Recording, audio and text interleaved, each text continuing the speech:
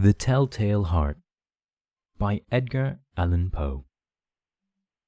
True, nervous. Very, very dreadfully nervous I had been, and am. But why will you say that I am mad? The disease had sharpened my senses, not destroyed, not dulled them. Above all was the sense of hearing. Acute. I heard all things in the heaven and in the earth. Heard many things in hell. How then am I mad? Hearken, and observe how healthily, how calmly I can tell you the whole story. It is impossible to say how first the idea entered my brain, but once conceived, it haunted me, day and night. Object there was none. Passion there was none. I loved the old man. He never wronged me. He had never given me insult. For his gold I had no desire. I think it was his eye. Yes, it was this. He had the eye of a vulture, a pale blue eye with a film over it. Whenever it fell upon me, my blood ran cold, and by so degrees, very gradually, I made up my mind to take the life of the old man, and thus rid myself of the eye forever. Now, this is the point. You fancy me mad. Madmen know nothing, but you should have seen me. You should have seen how wisely I proceeded, and with what caution, with what foresight, with what dissimulation I went to work. I was never kinder to the old man than during the whole week before I killed him, and every night, about midnight, I turned the latch to his door and opened it. Oh, so gently. And then, when I made an opening sufficient for my head, I put in a dark lantern, all closed, that no light shone out, and then I thrust in my head. Oh, you would have laughed to see how cunningly I thrust it in. I moved slowly, very, very slowly, so that I might not disturb the old man's sleep. It took me an hour to place my whole head within the opening, so far that I could see him as he lay upon his bed. Ha! Would a madman have been so wise as this? And then, when my head was in the room, I undid the lantern, cautiously, oh so cautiously, for the hinges creaked.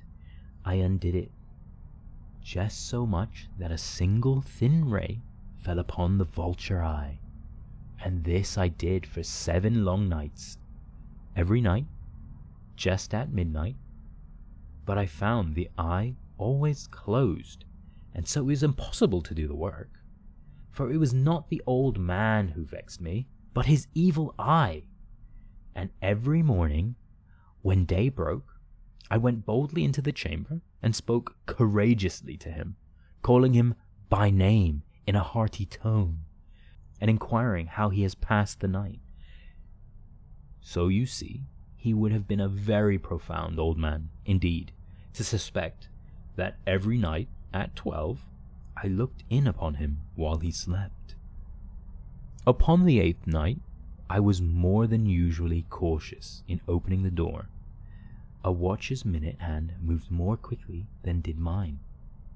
Never before that night had I felt the extent of my own powers, of my sagacity. I could scarcely contain my feelings of triumph to think that there I was, opening the door little by little, and he had not even to dream of my secret deeds or thoughts. I fairly chuckled at the idea, and perhaps he heard me, for he moved on the bed suddenly, as if startled. Now, you may think that I drew back, but no. His room was as black as pitch, with the thick darkness, for the shutters were closed fastened through fear of robbers, and so I knew that he could not see the opening of the door, and I kept pushing it on steadily, steadily. I had my head in, and was about to open the lantern when my thumb slipped upon the tin fastening, and the old man sprang up in bed, crying out, "Who's there?" I kept quite still, and said nothing. For a whole hour I did not move a muscle, and in the meantime I did not hear him lie down. He was still sitting up in bed, listening, just as I have done, night after night, hearkening to the death watches in the wall. Presently I heard a slight groan, and I knew it was the groan of mortal terror. It was not a groan of pain or grief, oh no. It was the low, stifled sound that arises from the bottom of the soul when overcharged with awe. I knew the sound well, many a night, just at midnight, when all the world slept. It has welled up from my own bosom, deepening with its dreadful echo the terrors that distract me. I say I knew it well.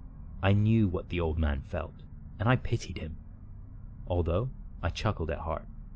I knew he had been lying awake ever since the first noise, when he had turned in the bed.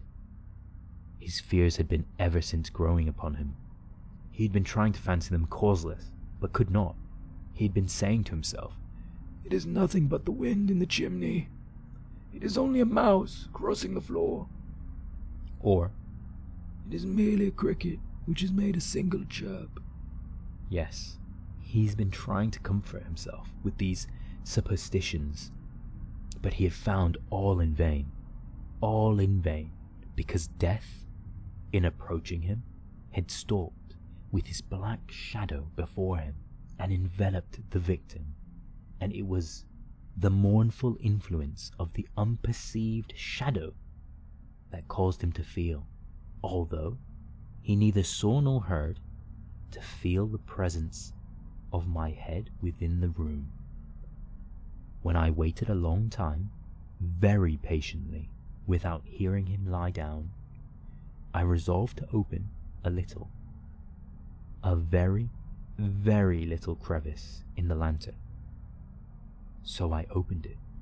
You cannot imagine how stealthily, until, at length, a simple dim ray, like a thread of a spider, shot out of the crevice and fell upon the vulture eye. It was open, wide open, and I grew furious as I gazed upon it. I saw it with perfect distinctness, all a dull blue, with a hideous veil over it that chilled the very marrow in my bones. But I could see nothing else of the old man's face or person, for I had directed the ray as if by instinct precisely upon the damned spot. And have I not told you that what you mistake for madness is but over-acuteness of the sense? Now, I say there came to my ears a low, dull, quick sound, such as a watch makes when enveloped in cotton. I knew that sound well, too. It was the beating of the old man's heart. It increased my fury, as the beating of a drum stimulates the soldier into courage. But even yet I refrained. I kept still. I scarcely breathed. I held the lantern motionless. I tried how steadily I could maintain the ray upon that eye. Meantime, the hellish tattoo of the heart increased. It grew quicker and quicker and louder and louder every instant. The old man's terror must have been extreme. It grew louder, I say louder, every moment. Do you mark me well? I have told you that I am nervous, so I am. And now, at the dead hour of the night, amid the dreadful silence of that old house, so strange a noise as this excited me to uncontrollable terror. Yet, for some minutes longer I refrained, and I stood still. But the beating grew louder, louder. I thought the heart must burst. And now a new anxiety seized me. The sound would be heard by the neighbors. The old man's hour had to come.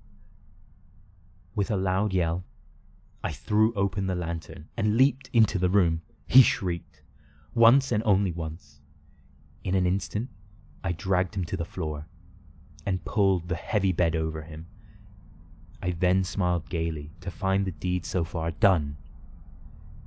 But for many minutes, the heart beat on with a muffled sound. This, however, did not vex me. It would not be heard through the walls. At length it ceased. The old man was dead. I removed the bed, examined the corpse. Yes, he was stone dead. I placed my hand upon the heart and held it there many minutes. There was no pulsation. He was stone dead.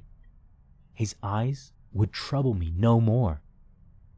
If you still think me mad, you will think so no longer when I describe the wise precautions I took for the concealment of the body. The night waned, and I worked hastily, but in silence. First of all, I dismembered the corpse. I cut off the head, and the arms, and the legs. I then took up 3 planks from the flooring of the chamber, and deposited all between the scantings. I then replaced the boards so cleverly, so cunningly, that no human eye, not even his, could have detected anything wrong. There was nothing to wash out, no stain of any kind, no blood spot whatever. I'd been too wary for that. A tub had caught it all. When I had made end of these labors, it was 4 o'clock, still, dark as midnight. As the bell sounded the hour, there came a knocking at the street door. I went down and opened it with a light heart. For what had I now to fear? There entered 3 men, who introduced themselves with perfect suavity, as officers of the police. A shriek had been heard by a neighbor during the night. Suspicion of foul play had been aroused. Information had been lodged at the police office. And they, the officers, had been deputed to search the premises. I smiled. For what had I to fear? I bade the gentleman welcome. The shriek, I said, was my own, in a dream. The old man, I mentioned, was absent in the country. I took my visitors all over the house. I bade them search well. I led them at length to his chamber. I showed them his treasures, secure, undisturbed.